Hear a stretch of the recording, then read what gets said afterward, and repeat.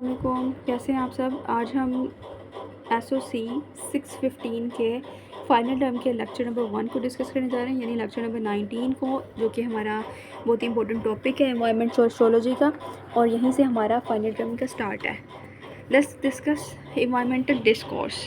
इसका first topic है, हो सकता है ये कंटिन्यू भी हो आगे।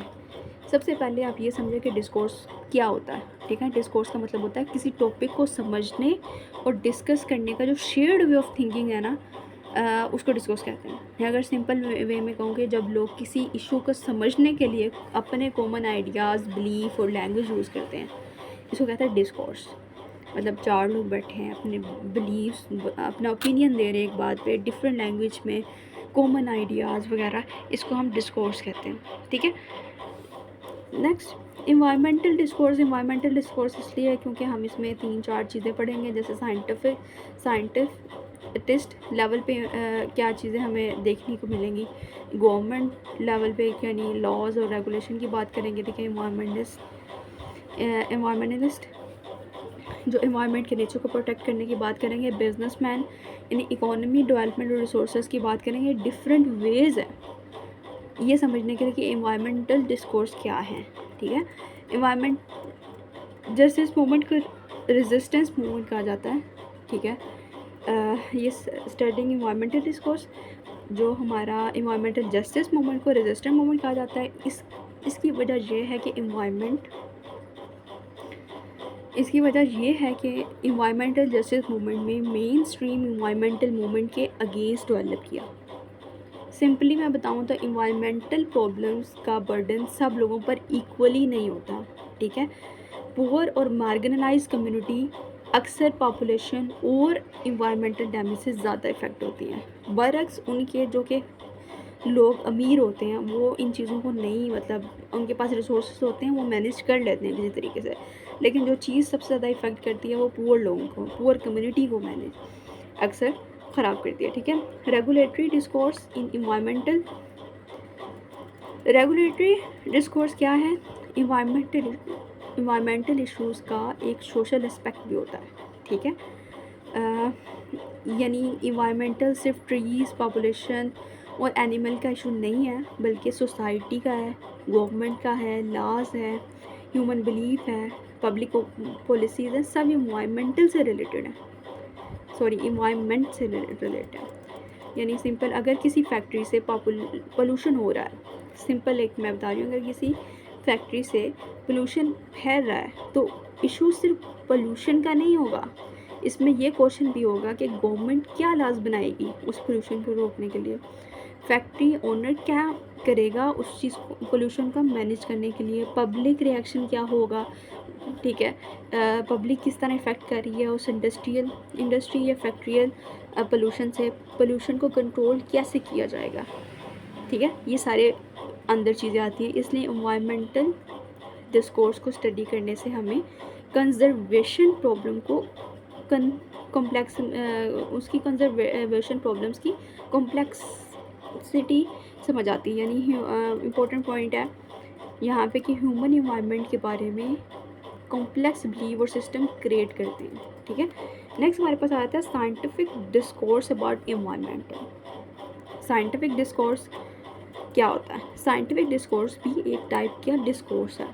ठीक है, साइंटिफिक अपने फील्ड के लिए स्पेशल लैंग्वेज, टर्म्स और कॉन्सेप्ट यूज़ करते हैं। साइंटिस्ट, ठीक है, अपने किसी चीज़ को एक्सप्लेन करने के लिए उनकी स्पेशल लैंग्वेज होती है, उनके अलग से कॉन्सेप्ट होते हैं। ठीक है, जैसे एग्जांपल है कि नॉर्मल पर्सन कहेगा कि मौसम बहुत गर्म हो रहा है, ठीक है, बहुत गर्मी है आज, तो साइंटिस्ट क्या कहेंगे? Global temperature is increasing due to green house gas emission. दोनों इन्वायरमेंट के बारे में बात करें, लेकिन साइंटिस्ट की स्पेशलाइज्ड लैंग्वेज है, साइंटिफिक डिस्कोर्स है। ठीक है, जो कि साइंटिस्ट यूज़ करते हैं, क्योंकि हम नॉर्मल इंसान है, उसको नहीं पता कि ग्लोबल टेम्परेचर इंक्रीज़ हुआ है, जिसकी वजह से ग्रीन हाउस गैसेस इमिशन ज़्यादा हुई हैं, उसकी वजह से गर्मी ज़्यादा पड़ रही है। तो साइंटिस्ट ये कहेगा, और हम सिर्फ ये कह सकेंगे कि मौसम बहुत गर्म है। तो ये जो सा होता है ना एनवायरनमेंट को देखने के लिए, दोनों एनवायरनमेंट के बारे में बात कर रहे हैं, लेकिन साइंटिस्ट की एक स्पेशलाइज्ड लैंग्वेज होती है, उसको साइंटिफिक डिस्कोर्स कहते हैं, ठीक है। सिंपल एग्जांपल अगर दूँ तो डॉक्टर की अपनी लैंग्वेज होती है, डायग्नोसिस, सिम्टम्स, ट्रीटमेंट, इस तरह की लैंग्वेज यूज़ करते हैं वो। इसी तरह साइंटिस्ट की भी अपनी लैंग्वेज होती है, जैसे इकोसिस्टम यूज़ करते हैं वो, बायोडिवर्सिटी यूज़ करते हैं, climate change, green house gases, ये जो है साइंटिस्ट अक्सर अपने बातों में यूज़ करते हैं। साइंटिफिक डिस्कोर्स का यूनिक फीचर है specialised language and knowledge of scientist, ठीक है। साइंटिफिक से पता लग रहा है साइंटिस्ट, ठीक है। तो आपने याद रखना है कि साइंटिफिक डिस्कोर्स की बात हुई यानी साइंटिस्ट की बात हुई है, वो उनकी जो स्पेशलाइज्ड लैंग्वेज है उसके बारे में बात हुई है, ठीक है। Typology of environment discourse, four main environmental discourse की फोर मेन टाइप है, limits and survival, sustainability, environmental problem solving, green radicalism, green conclusions. सबसे पहले हम लिमिट्स की बात करेंगे, यानी प्रोमीथेन डिस्कोर्स। प्रोमीथेन डिस्कोर्स कहते हैं अर्थ के रिसोर्सेज ह्यूमन की नीड्स और इंटरेस्ट के लिए हैं, ठीक है। जो हमारे अर्थ के रिसोर्सेज हैं वो ह्यूमन की नीड्स और इंटरेस्ट के लिए, जैसे अर्थ के रिसोर्सेज से मुराद है यहाँ पे ट्रीज़ हैं, ठीक है, एनिमल्स हैं, ये सारे हमारे नीड्स के लिए, ह्यूमन नीड्स के लिए, ठीक है। तो इस व्यू के अकॉर्डिंग ह्यूमन टेक्नोलॉजी और इनोवेशन के बारे में एनवायरनमेंट प्रॉब्लम सॉल्व कर सकते हैं।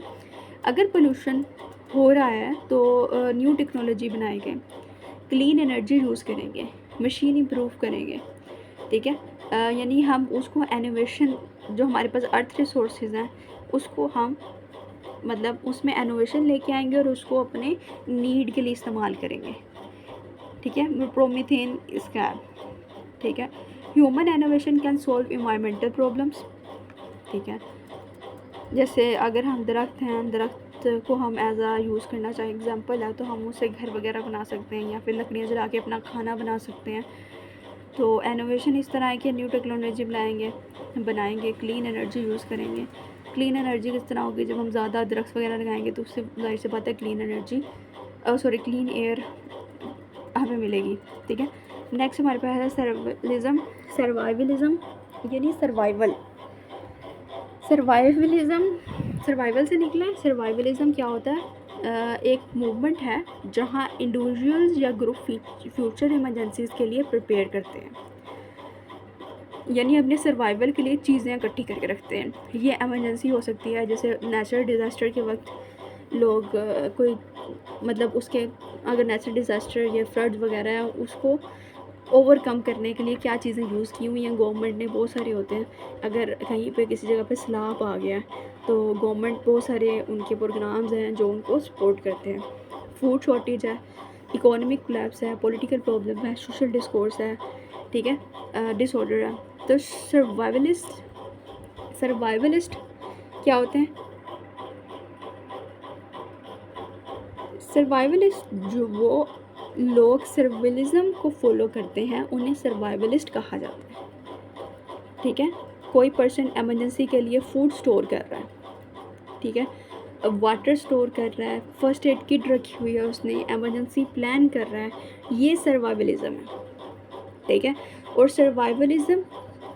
जो लोग सर्वाइवलिज्म को फॉलो करते हैं उसको सर्वाइवलिस्ट कहते हैं, ठीक है।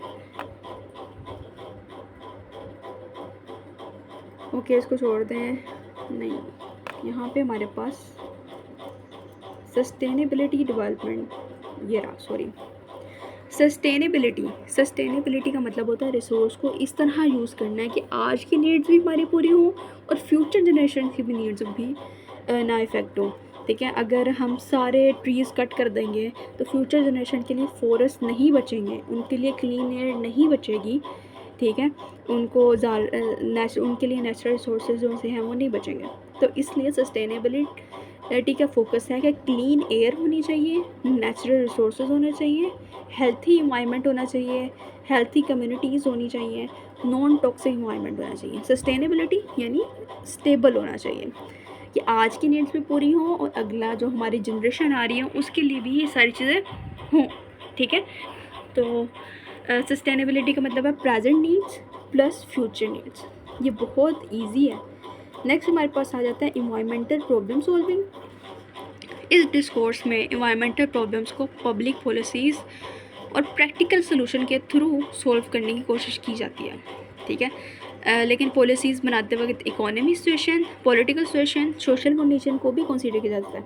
सिंपल एग्जांपल दूँ तो अगर गवर्नमेंट पोल्यूशन कंट्रोल पॉलिसी बनाती है लेकिन साथ ये भी देखती है कि इंडस्ट्री पर कितना इकोनॉमी इफेक्ट होगा, ठीक है, पॉलिटिकल सपोर्ट मिलेगा या ना मिलेगा, पब्लिक को क्या बेनिफिट होगा, ये सारी चीज़ें देखनी पड़ती हैं, फिर पॉलिसी बनती है।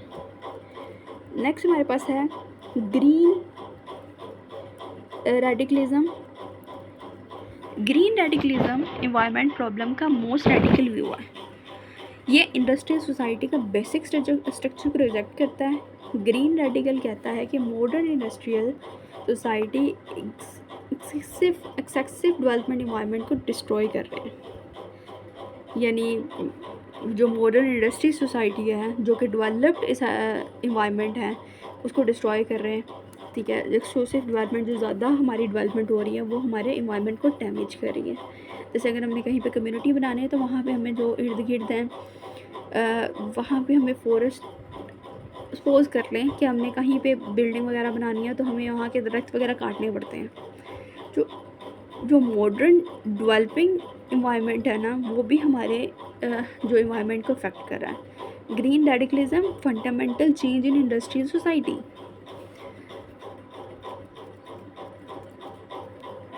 नेक्स्ट हमारे पास है Arcadian discourse about environmental. Arcadian discourse का मतलब होता है कि ह्यूमन और नेचर के दरमियान पीसफुल रिलेशन की बात करता है, ठीक है। इसका फोकस होता है ह्यूमन और नेचर पीसफुल कोएग्जिस्टेंस में रहें, यानी नेचर के लिए पॉजिटिव एटीट्यूड हो, ह्यूमन और अदर ऑर्गेनिज्म के दरमियान पीसफुल कोएग्जिस्टेंस हो, नेचर को मैनेज करना हो, नेचर और ह्यूमन के रिलेशनशिप को अंडरस्टैंड करना हो। सिंपल है कि हम नेचर को डिस्ट्रॉय ना करें बल्कि फॉरेस्ट को प्रोटेक्ट करें, एनिमल्स को प्रोटेक्ट करें, नेचुरल रिसोर्सेज रिस्पॉन्सिबली यूज़ करें, ठीक है। आर्केडियन डिस्कोर्स ह्यूमन और नेचर के रिलेशन को समझने की कोशिश करता है, ठीक है। तो हमने सबसे पहले इसमें पढ़ा है डिस्कोर्स, यहाँ से ले आते हैं। ये डिस्कोर्स क्या होता है? Shared way of human, shared way of understanding the world, ठीक है। नेक्स्ट हमारे पास इन्वायरमेंटल जस्टिस है। इसमें हमने पढ़ा है कि resistance against mainstream environment ideas. Regulatory discourse आ गया जिसमें हमने इन्वायरमेंट को देखा, ये रहा रेगुलेटरी, जैसे इन्वायरमेंट को देखा, प्लस हमने सोसाइटी को देखा, फिर लॉज और पॉलिसी को देखा। साइंटिफिक डिस्कोर्स आया हमारे पास, हमने इसके अंदर स्पेशलाइज साइंटिफिक लैंग्वेज और नॉलेज को समझा, ठीक है। प्रोमीथेन आया, प्रोमीथेन यानी फर्स्ट टाइप है लिमिट्स प्रोमीथेन। इसके अंदर क्या है? Human innovation can solve environmental problems. Sustainability देखा हमने, प्रोमीथेन के बाद हमने सर्वाइवलिज्म देखा। सर्वाइवलिज्म का prepare for emergency and possible collapse. Sustainability यानी आज भी नीड्स पूरी हों और कल की नीड्स भी हमारी पूरी हों। नेक्स्ट हमारे पास आ गया इन्वायरमेंटल प्रॉब्लम सॉल्विंग और green radical. Environmental problem solving में हमने solve environmental issue through policies, policy के थ्रू हमने इन्वायरमेंटल इशू को किस तरह सॉल्व कर सकते हैं ये देखा। फिर हमने ग्रीन रेडिकलिज्म देखा, यानी reject industrial society harmful structure. आर्टिकेट्स discourse peaceful coexistence between human and nature, ठीक है। सिंपल आपने ये चार जो से हैं इसके अपने याद रखते हैं। मिलते हैं अपने नेक्स्ट लेक्चर में, तब तक के लिए अल्लाह हाफ़िज़।